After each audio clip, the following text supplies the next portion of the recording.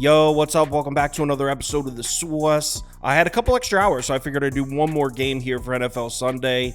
Man, this weekend started off terribly for me, and it sucks because I was coming into this weekend with some momentum. I had a solid week, and then last night, actually I went 3-4 in the NBA last night, so it wasn't absolutely awful. But then today, I hit some college basketball bets in the afternoon, and I was feeling good. I was like, all right, we're back Saturday night. I ended up putting a few dollars on the Ravens, even though I didn't even really like it. That Colts loss was a backbreaker, man. Obviously, I'm sure you all know how that game ended. Damn. Catch the ball. And then NBA. I went 0-2 in the NBA tonight, so a really rough Saturday for me. Let's put that to a close and move on to Sunday. I got one more game. I'm doing Jags Titans. Let's go. Welcome to the Sauce. The Sauce.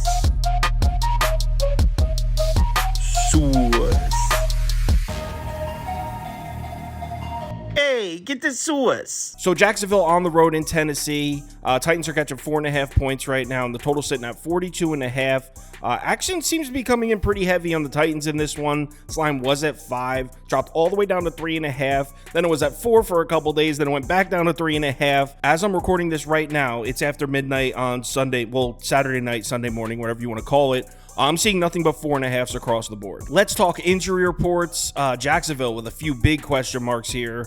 Trevor Lawrence, Christian Kirk, and Zay Jones all listed as questionable, but all three of those guys have been practicing all week. So if I had to guess, I'd say the Jags are going to be at full strength offensively in this one. Jacksonville's defense is completely good to go as well. As far as the starting unit goes, at least, completely healthy. Tennessee offensively, obviously the big question mark is at quarterback. Will Levis is listed as questionable for this game, but from what I'm reading, Ryan Tannehill's going to start here.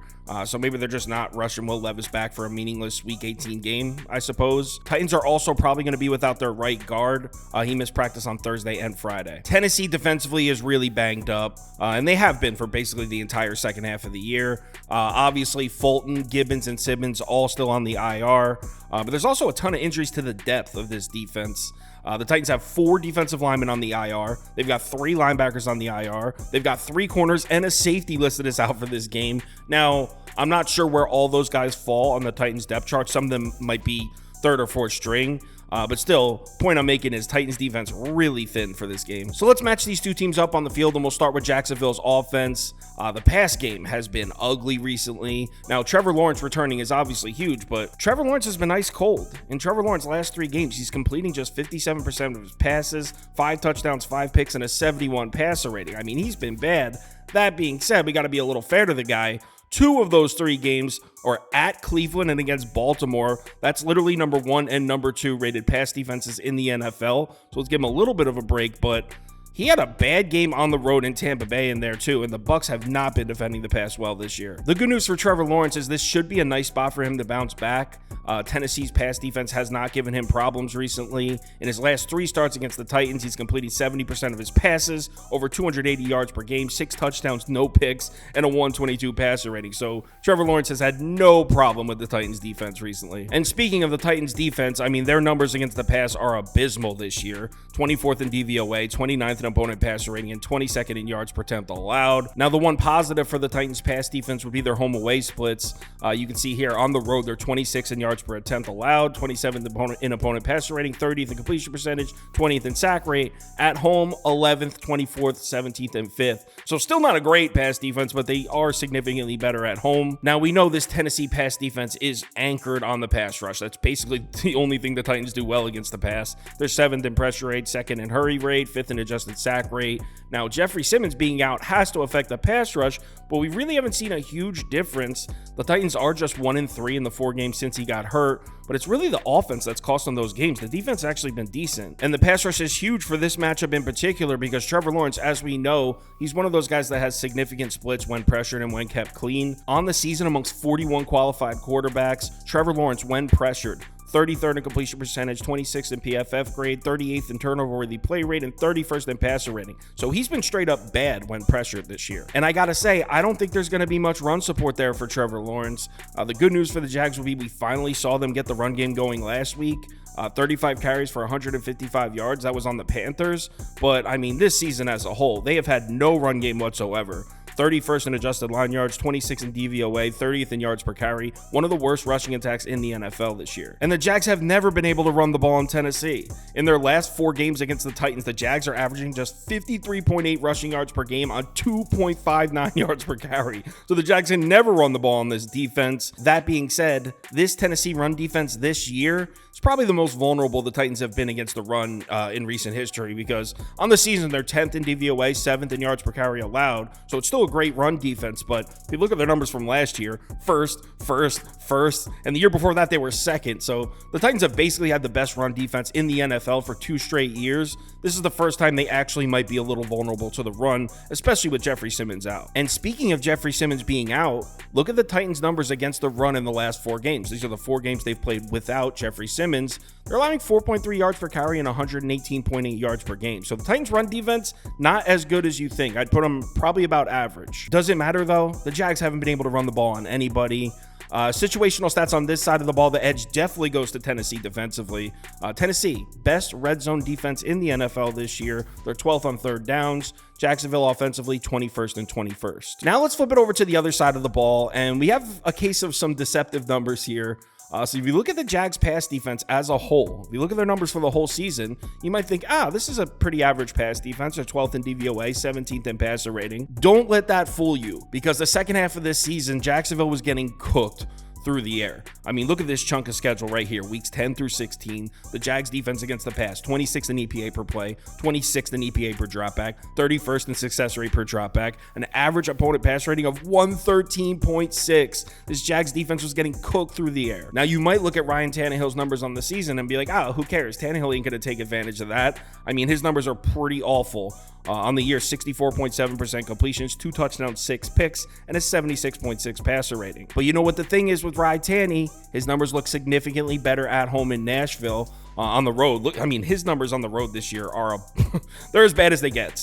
60% completion, 6.5 yards per attempt, a 64 passer rating. On the home, it's 70% on the home. At home, it's 70% completions, 91.6 passer rating. So he's actually been all right at home. Another positive angle for Ryan Tannehill. I know, 2 positive angles for Ryan Tanny here. Jags top 5 in zone frequency. They run a lot of zone coverage. Ryan Tannehill, better looking numbers against zone. 78 passer rating and a 4.7 yards per attempt isn't impressive, but compared to his numbers against man, 59 and 3.15. And get this, another positive angle for Ryan Tanny. 3 positive angles for Ryan Tannehill here. The Jags pass rush has fallen off. They're all the way down to 23rd in pressure rate. It looked like they were coming on there in the middle of the season, but they've fallen off. Look at Tannehill's numbers when kept clean. He's actually all right on the season amongst 32 qualified quarterbacks. When Tannehill's pressured, he's 22nd in completion percentage, 23rd in yards per attempt, 26th in big-time throw rate. When kept clean, 12th, 8th, and 9th. So is this a sneaky little nice spot to back Ryan Tannehill? I think so. And you know what? Tannehill better be ready to have himself a good day, because the Jacksonville run defense, I mean, we could poke holes in their pass defense. It's been bad second half of the year, but the run defense has been solid.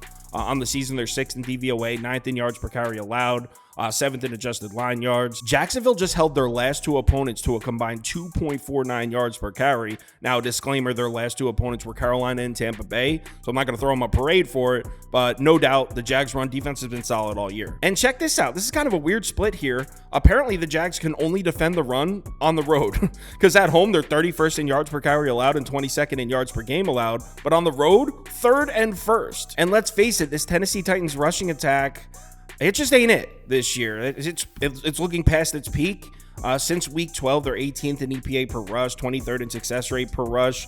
They're averaging just 103 rushing yards per game, 3.51 yards per carry. The run game really hasn't been there for the Titans. Now, it is worth noting the Titans have run the ball significantly better at home, so that's a positive for the Titans rushing attack. On the road, they're 30th in rushing yards per game, 24th in yards per carry. At home, 10th and 17th. So if you're looking to find an angle to back Derrick Henry and Tajay Spears in the Titans run game, you could point at that. But overall, the Titans haven't given me much to go on as far as supporting their rushing attack. Situational stats on this side of the ball, edge goes to the Jags defense. They're 5th on third downs, 4th in the red zone. Titans offense 28th and 30th. As far as betting this game, I mean, it kind of sucks. It's another one where one team's playing a meaningless game and the other one needs a win.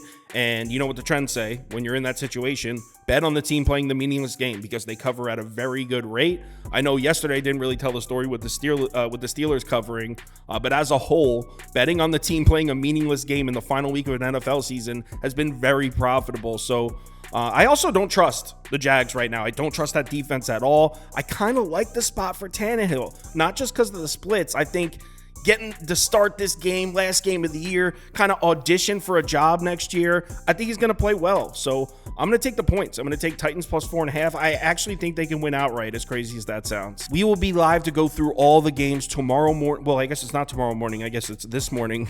We'll be live in about 10 hours, 11 a.m. Eastern time, to go through all the games, make our final decision. So if you're able to make it, we'd love to see you in the comments. Let's have ourselves a great week. Oh, and if you want our top bets for all sports parlays of the day, or you want to join our Discord, the information is right on the homepage, KyleKirms.com. So yeah, it's week 18. Remember to bet responsibly this week, because the truth is there's not a ton of betting value. There's a lot of unknown factors. There's a lot of motivational question marks, let's say. So it's not the best week of betting. We're going to have some fun. We'll try to find some value. Remember to bet responsibly, and I'll talk to you in the Discord, and I'll see you at 11 a.m. in the morning.